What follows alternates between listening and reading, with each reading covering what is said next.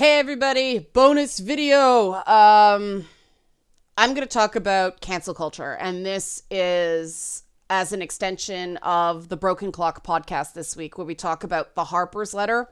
I promised some people I would address the Harper's letter, but the open letter, that there was a counter letter, and then all these articles, dissing both the original letter and the counter letter, and that is not gaming content.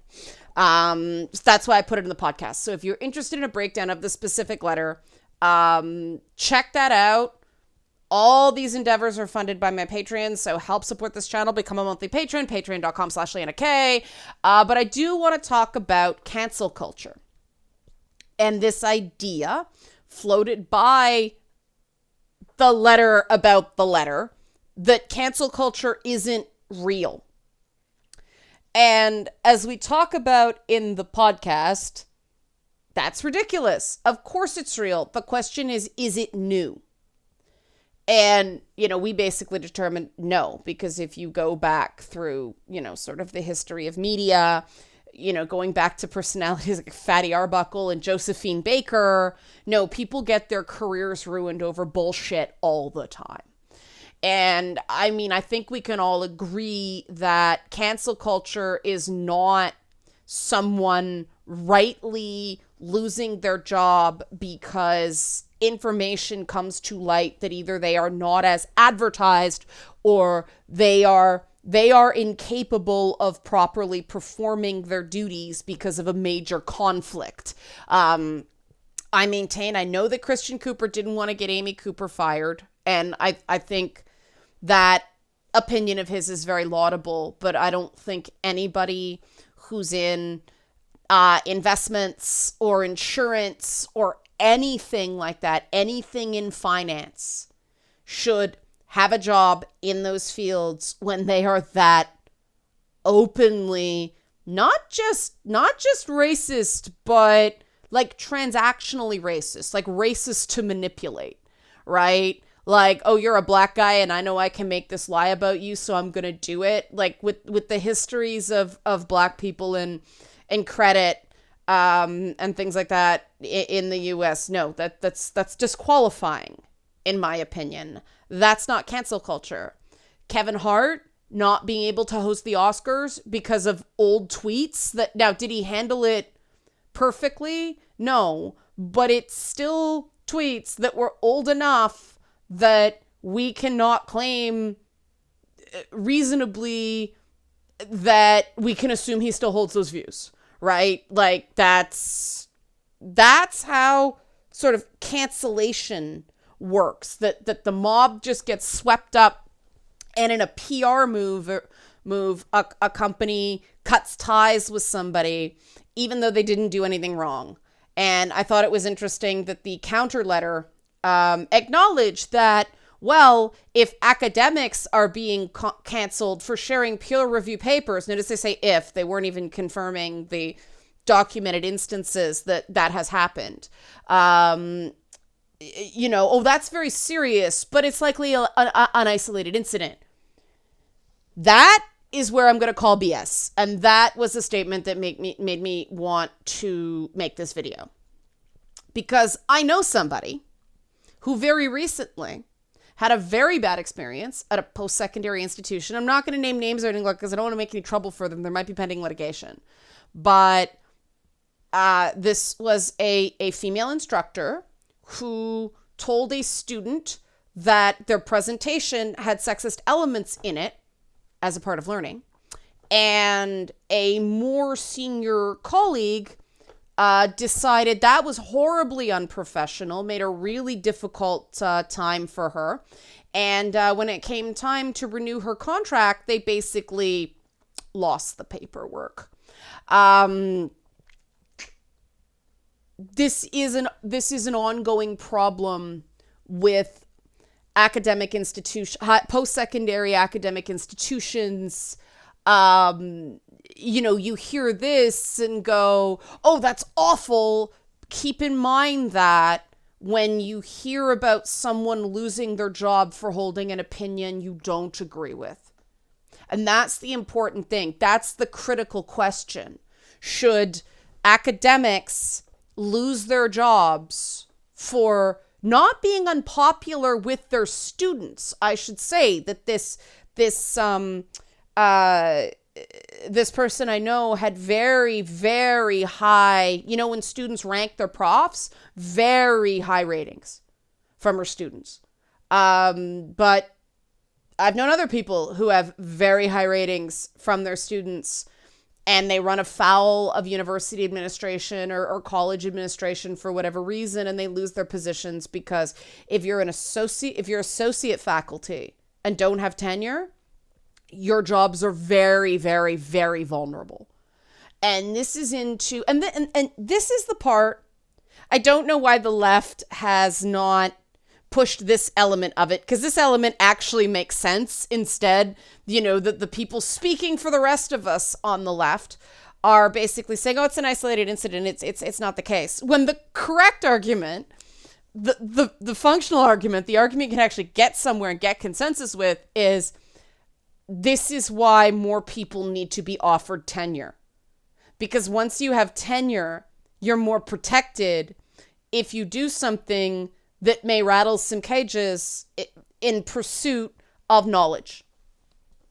And that doesn't mean you can never remove a tenured professor. There's still things that will get a tenured professor fired. But Jordan Peterson's proof, it's a lot harder to do, right? Much, much harder to do. You actually have to fire a professor with tenure instead of, like, an academic with tenure, instead of just not renewing their contract. And that's precisely why a lot of schools don't like to offer tenure. Now, I don't think that, there's a reason there's not a lot of tenure offered in, and some people might be very surprised to hear me say this, but tenure isn't offered in faculties like, departments of women's studies, because those programs they tend to be offered as money-making ventures from the university. They know people will take them. They know they will get, undergrads wanting to take these courses, because they are magnets for, like, angry at the world 18 and 19-year-olds who think it's going to solve all their problems. I say this having been one. But you don't get the rigor of publication in those fields the same way, which is why you tend to see so many BS academic papers in those interdisciplinary fields. For people who don't know what an interdisciplinary field is, it's a field of study, women's studies, Latin American studies.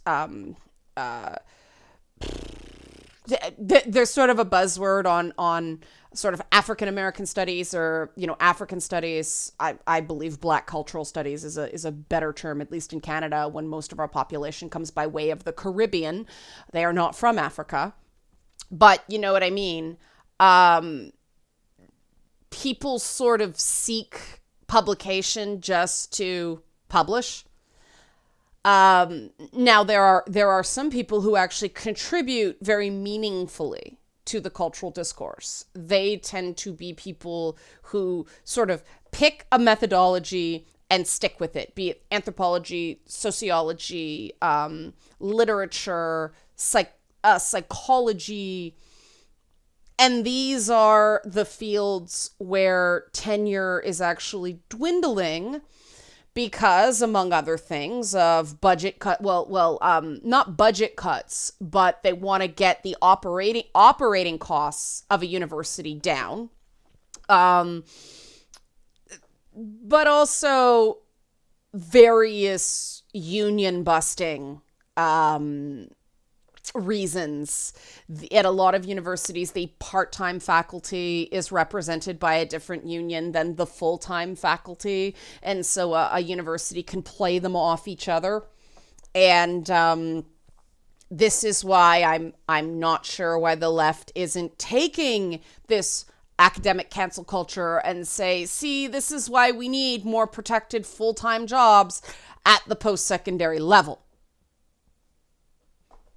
Like I said, I don't understand this. Instead, they're saying cancel culture is not real. And And I'm going to prove to everybody out here the existence of cancel culture in one single statement. There's a reason every Republican member of Congress is afraid to speak out against Donald Trump, because he can nearly guarantee they will lose re-election by Twitter.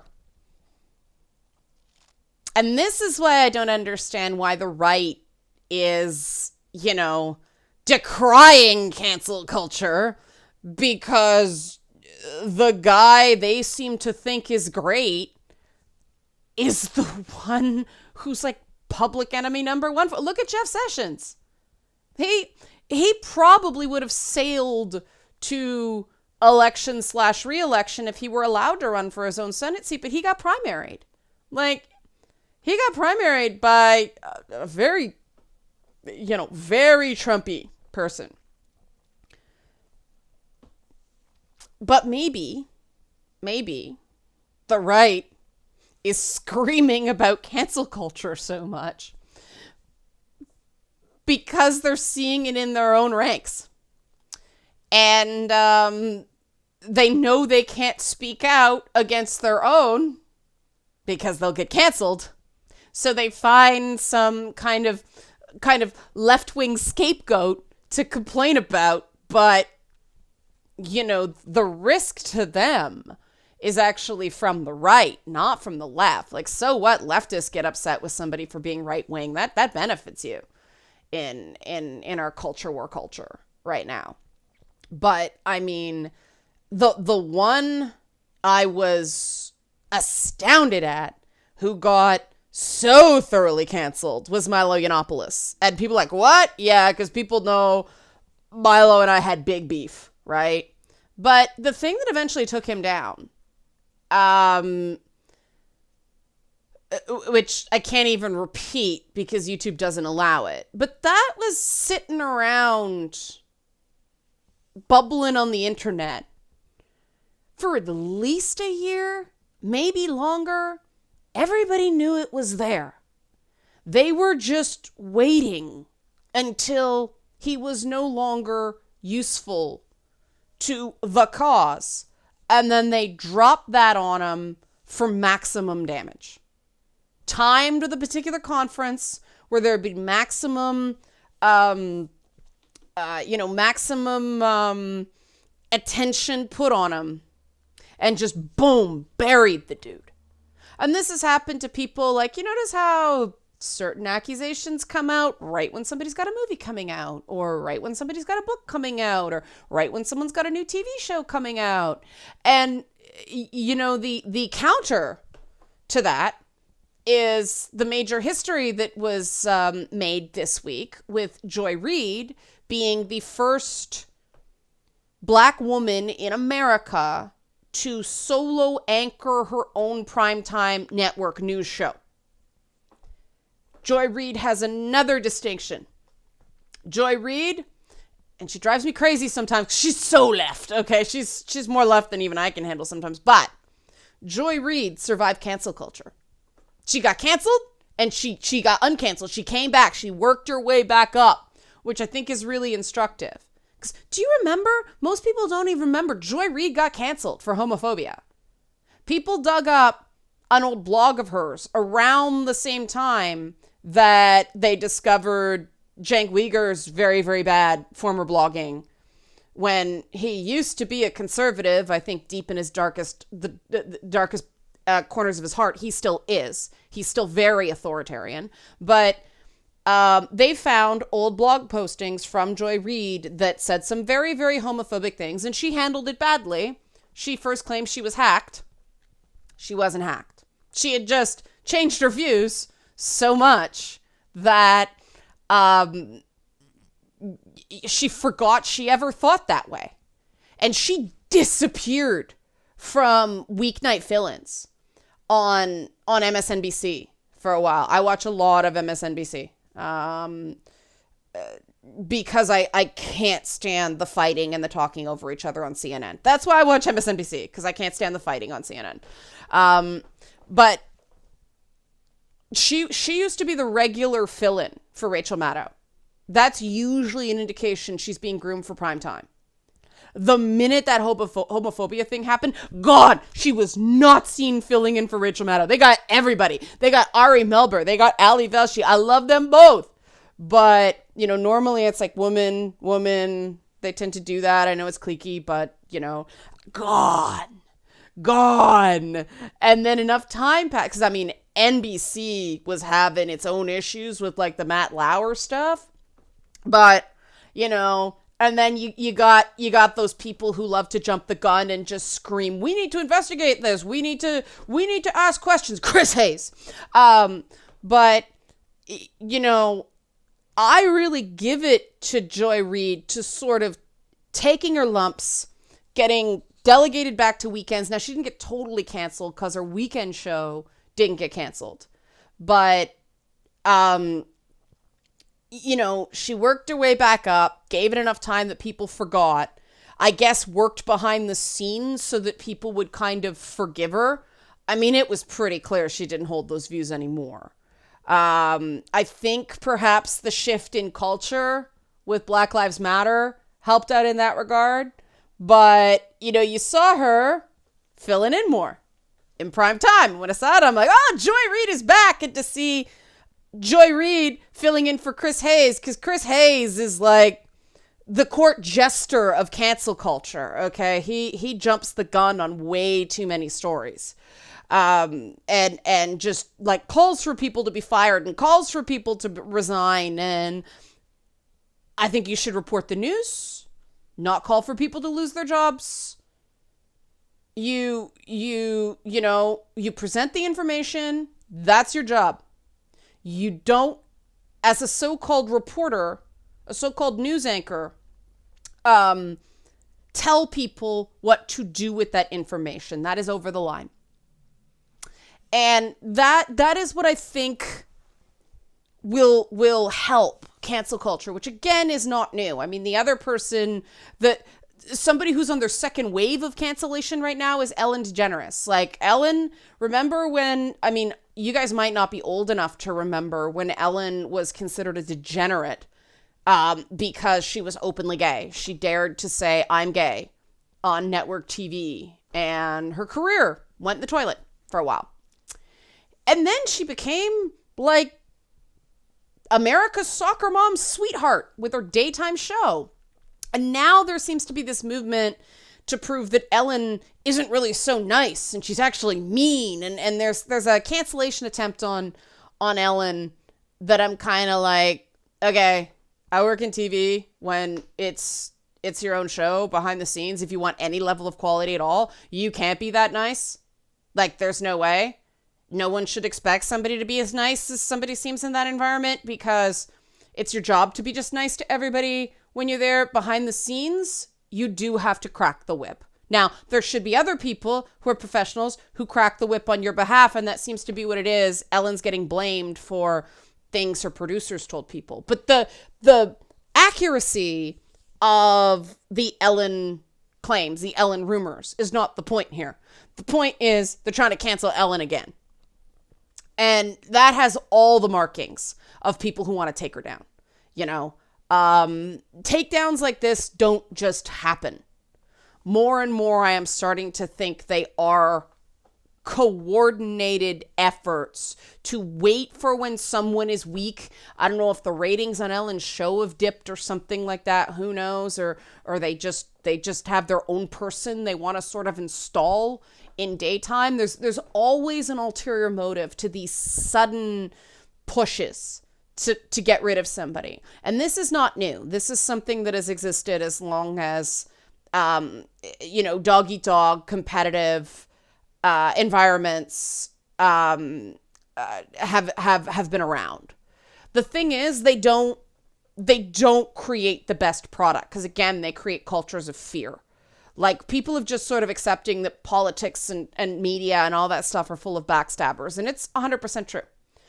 I was subjected to that when I worked in television. People just decided they didn't like me. I was an easy target, and they pushed for like 7 years until they finally found a way to sideline me. And believe it or not, the thing that did it, you guys are going to love this. I was accused by a man of being unprofessional because I got angry about workplace bullying. That was my big crime. That's what got me sidelined. I remember the guy looking at me in the face and going, try being a little professional. And I got furious at him and I walked out of the room before I said something. And that was considered horribly unprofessional. It was unprofessional for a woman to feel strongly about something in a professional environment. I did not swear. But oh no, that was the cancellation. So cancellation is real.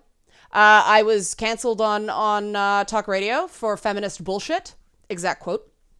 I was attempted cancellation in video game journalism because I was too polarizing. Do you notice the constant theme of gender norm expectations? Do you wonder now why I am so big on gender roles, gender norms, gendered expectations, gender identity, like why all this stuff? Because it's not that these people even believe what they're saying. It's they will use everything they can think of to bury you, to get you out of their way because they want something. It is transactional bigotry. They've said way worse than these people who've been canceled behind closed doors, the people who are canceling them. It is a tool. It is a tactic to get them out of the way. And it is not new. And it is a tool that guys like Harvey Weinstein and Matt Lauer and people like that, they use. These are the levers that they use to lord power over people because they can cancel them. So cancel culture is real. Cancel culture is absolutely real. And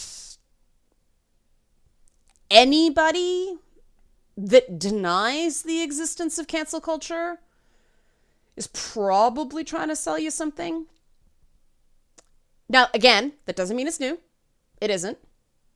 But it is still something we have to address. We have to believe that when there is a big uproar, when there is a big outcry about someone's behavior, that it is organic and it is authentic and it is in good faith.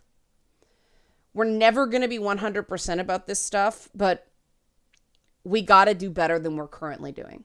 So if you like this, sort of content, help support this channel, become a monthly patron, patreon.com/LeannaK. Thanks for watching.